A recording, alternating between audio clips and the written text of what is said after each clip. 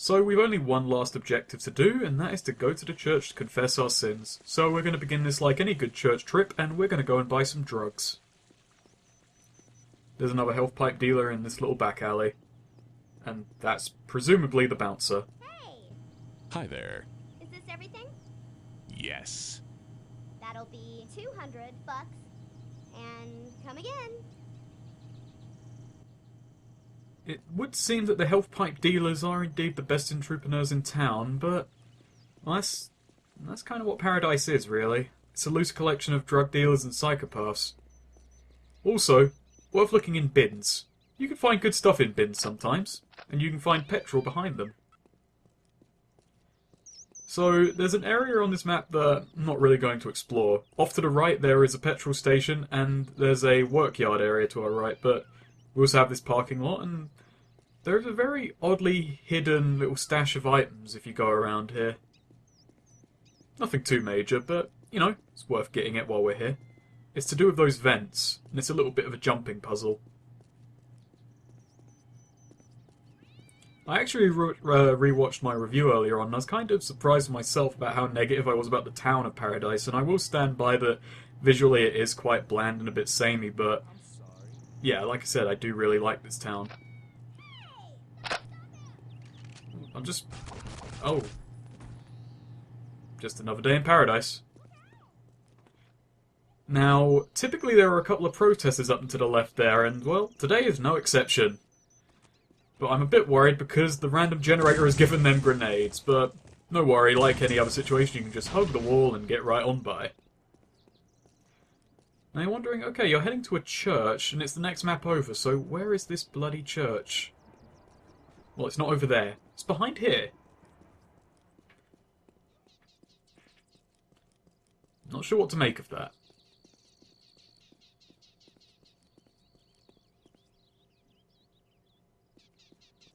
If we go over here, there's a little picnic area. And it's probably the most intimidating picnic area I've ever seen. And granted, I haven't seen many and much less are intimidating, but... rifle ammo, pizza and medkits. That's a day out if I've ever seen one. You also see there's an Osama over there. They've got a kind of odd character quirk, which I'm going to bring up now because he has a napalm launcher, but they are pretty immune to fire.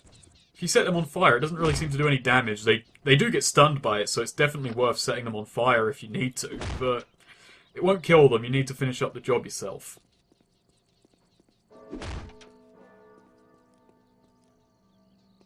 I'll kill you! Bit of an overreaction, I think. That was 10 quid. And those are Jihad grenades. The game's version of Holy Hand grenades. They have a larger explosion radius, they're purple, and they make a... well, an explosion. Not sure what you really want from grenades if they don't. Now, in case you can't guess, because this is Postal, but this will end in a firefight. I don't really think that's spoilers at this point. You can just say, oh, I'm going to the toilet. Will it end in a firefight? Definitely. It's definitely going to end in a firefight. It's the town of Paradise. And, well, we've already seen enough queuing, albeit in fast motion for the day. Hey! There's something I want to mention about voices after we confess our sins. Which will be very soon, because, well, I'm going to cut this line out right now. There we go. That's another sin to confess. And that fella does not know how a confessional works. Do we kick the door in here? Good. That'd be fucking rude. Bless me, Father, for I have really sinned. Really. I'm not kidding here. Big sinner. Yep. Did you drop an offering in the box? Yeah. I don't feel so Then good. you are forgiven, my son. Next! Well, Thanks. because the line got chopped off, I guess I can say that I didn't lie to the priest. Time to go But home. I did just confess that I am a drug user to him. Swings and roundabouts, really. What are you talking about? If it was up your ass, you'd know. Hey, buddy, if you're not part of the solution, you're part of the problem. Holy shit!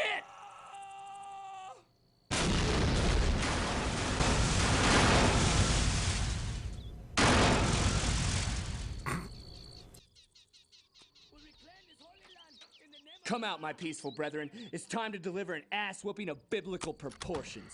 It's The fucking cutscene broke. He's meant to run up and say, we'll reclaim this holy land in the name of Allah, but, yeah. Randomized weapons, god damn it. This is another mission where you can escape in a multitude of ways. Or die quite quickly, because of the randomized weapons. Jesus Christ. In the original game, it's a pretty pitched battle because both sides have assault rifles, but here, well, they don't. One side is just going to curb stomp the other thanks to incredible amounts of weapons. Even though the Osamas, as the game calls them, have immunity to fire, they don't have immunity to en masse explosions. Oh well, let's just skip half the stage. You meant to fight through the hallways back down, but well, we just kind of said fuck it to all that. Anyways, something I wanted to mention about the voices was, the amount of generic lines in the game, both for the Postal dude and for the civilians, is may get upped a bit in the Steam release.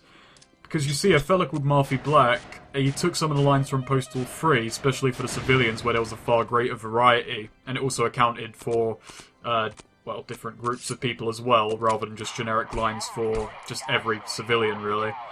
And he posted that on the Face Punch thread, and Mike Jarrett saw it and said, well, he might integrate it into the Steam version itself, and I believe Marfy Black's quite pleased with that. I may link to his video here, it's unlisted, but it's linked on the Face Punch thread, so I'm uncertain how much he wants it spread around, because I haven't talked to the fella.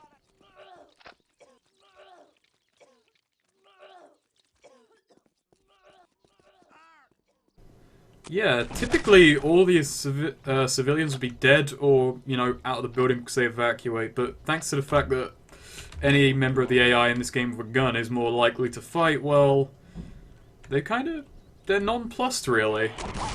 Well, relatively nonplussed as far as this game goes, but she's putting up a good fight. Oh, Christ. This can't be good for me, but I feel great. So this is a rather thin map, so if it puts a lot of explosive enemies down here, you're gonna be in for a pretty rough fight. Oh dear. She fought valiantly, but it wasn't enough. I'm also a bit worried about that civilian because I fired at him, and he has a grenade launcher. And he's probably trying to murder me with it. Not wrongly, I suppose. He'd save a lot of lives if he succeeded. It's time to show off the Colt in all its glory. Oh, sorry, was I getting in your way? Well, their poison plan just backfired, but it has slowed me down a bit. But you should see with that what I mean about the generic lines. That was an Osama model. They're meant to have their own unique lines of dialogue, but in a scenario where he gets trapped in a door, he has to resort to civilian dialogue because that's kind of the event flag for it. I don't know. Now, we'd actually be coming up on one of the few rocket launcher enemies of the game. It's put in a wide open area, so it's quite easy to dodge and such, but it's actually already dead, I believe. And that guy does not know how to pick his friends and his enemies. But he's dead now, so what does it matter? Actually, a rocket launcher enemy there would be pretty quaint in the grand scheme of things at this point. I gotta find my field. I gotta find fuck. Now is not the time for a break. Now, this is just downright horrifying. Yeah. He died a bizarre, glitchy, and red fume inhaling death. We're at max ammo, Postal Dude. You should be on top of the fucking world right now. You should be over the moon, but well, there's still people to shoot, and we still got to escape from this building. But, because we've completed all the objectives, the moment we leave this map, we'll just be sent home. So, once we return tomorrow, the priests and the, well, the Osamas, they're living together peacefully, so it's a good never not use the... Sorry, I missed, both the Osama and language skills. I definitely need more of that. Remember, the scope is there for a reason, kids. You can't 360 no-scope in games from 2003. Well, okay, you can. Quite simple. Let's just move on, okay? That's Tuesday. Let's not end on a sour note.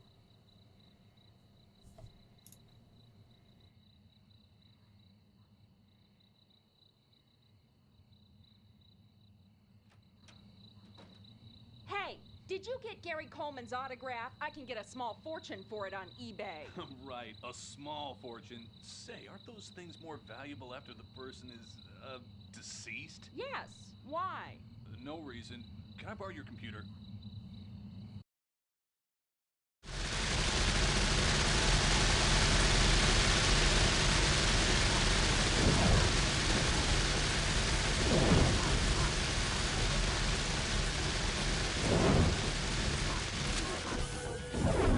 And on that note, it's time for extra shit.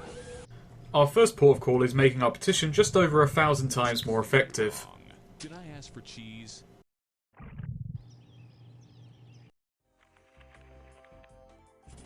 Perfect. And done. Also, I said I'd kill the marching band a bunch. So, here is me killing the marching band a bunch.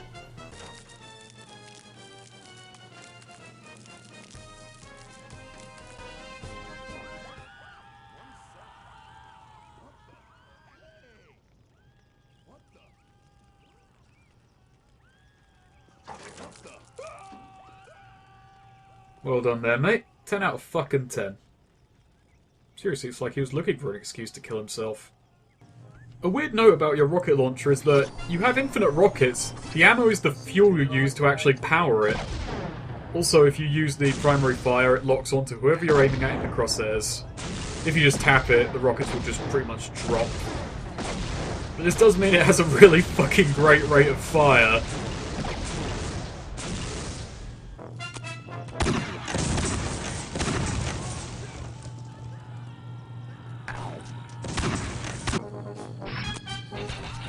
Do you suppose this is covered by the Second Amendment?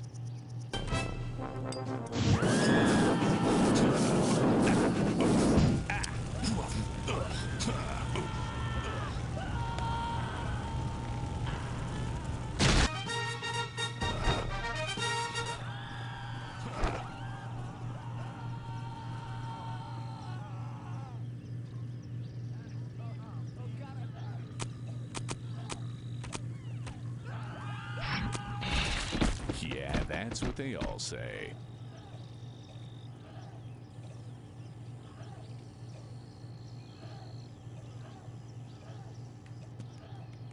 Now, the fire in your hold cheat is a cheat I loved as a kid, and still pretty much love when our weapon does something like this today.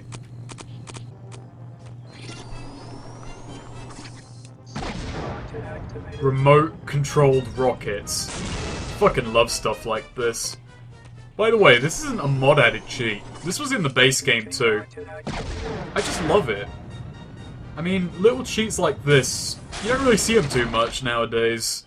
Just fun little game additions that don't need to be there, but they add a little something by being there. I mean, it controls simply enough, and it's also still, the rockets are still subject to the fuel rules, but it's controlled just by moving the mouse, same as looking around. Constantly moving forward, obviously, and only explodes when it hits people or runs out of fuel. But yeah, I just love fun little cheats. You don't really get enough games that do things like this anymore. It's like, at best you can hope for maybe a low-gravity ragdoll thing. GTA games used to be good for it, and then I can blow myself up. So now, let's just take this shit to its logical conclusion.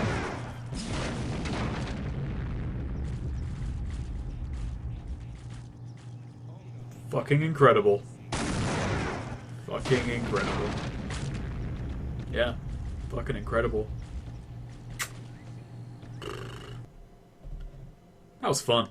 Harry, we went to the same rehab. Here you go. That rocks.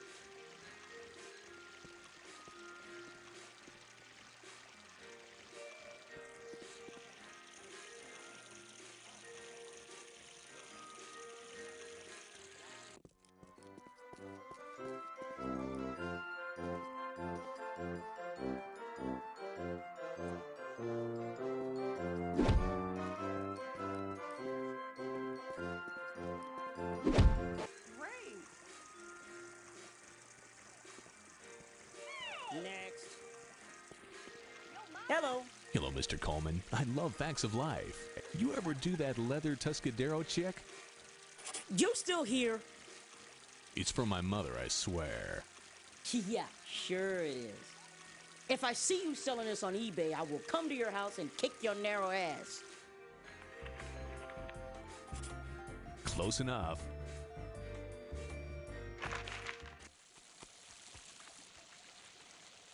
Get down or I'll put you down. This is the police.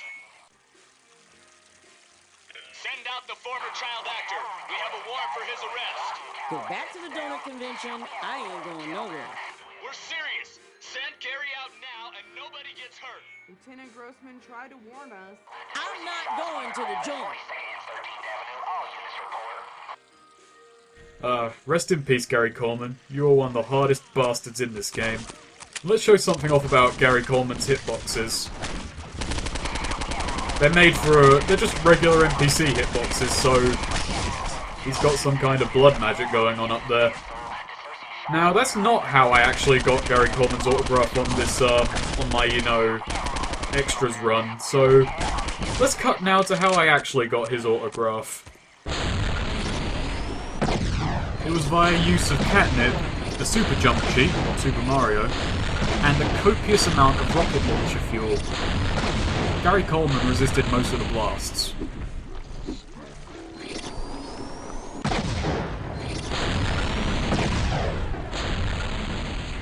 Butt sauce.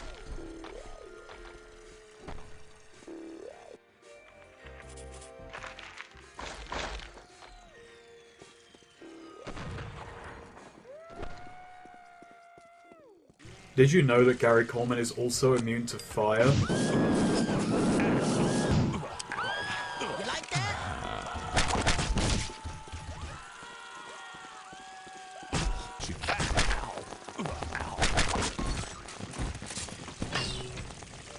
Also, no matter what the priest said, you can't leave an offering in the box. You just can't. It's impossible, man.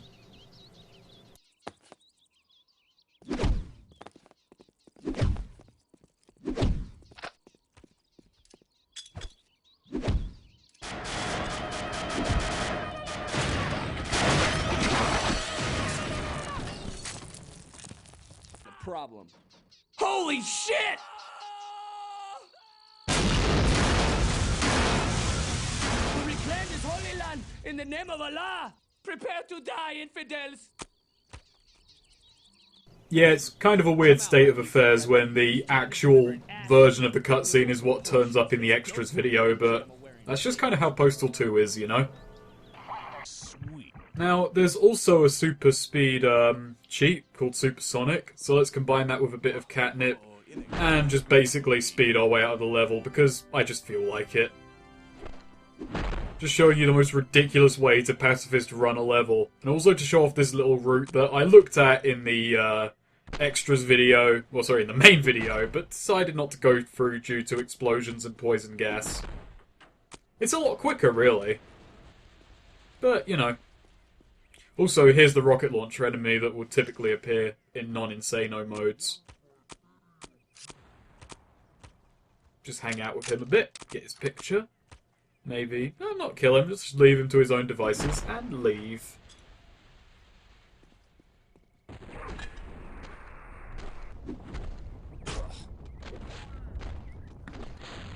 They're unwavering in the face of the super speed bloke. I respect that. And one for the Pope. And one for little Johnny.